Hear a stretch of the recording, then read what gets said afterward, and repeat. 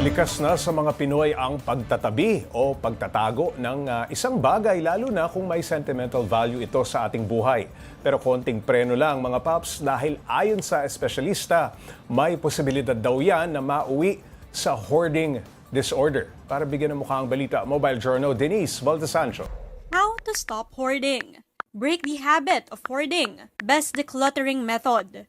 Ilan yan sa mga hoarding-related search online na sinuri ng isang storage company. At ayon sa datos nila, top 7 tayo sa madalas magtanong tungkol dyan.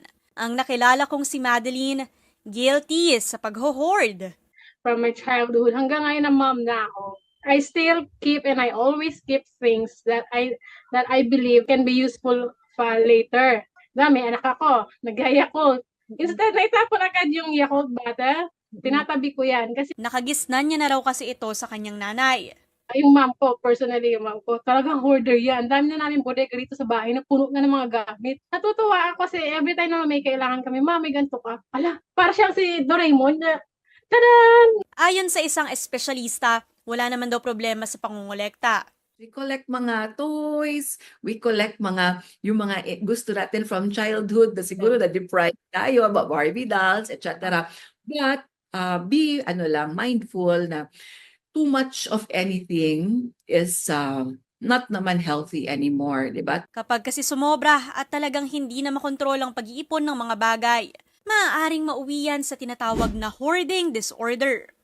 It's considered as a disorder already. Kung meron ng impact on, halimbawa, on one's relationships with the family, it causes conflicts na kasi sobrang gulo, wala nang space ang tahanan. Ano nga ba, Doc, ang mga maaaring dahilan yan? Psychologically, studies have shown kasi na those with hoarding problems or hoarding disorders have mga past experiences of trauma, mga comorbid na mental health conditions like depression, anxiety, OCD.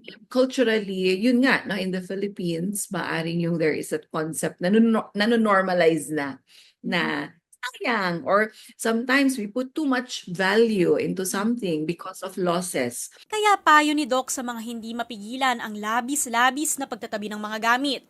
Yeah, so always be mindful, be aware of your emotions, know the reasons for wanting to accumulate things, to buy things, and look for healthier ways of managing or handling stressful situations. Encouragement always to seek help is very important from the support system available. Si Madeline naman, nagde-declutter na rin daw. Every year end, parang kasi sa sarili ko, challenge ko yan, kailangan may ilabas din ako. Halimbawa, may mga calamity, kailangan ng mga damit, ayun, ready na ako, pamimigay ko na yun. Everything not in moderation talaga is wrong.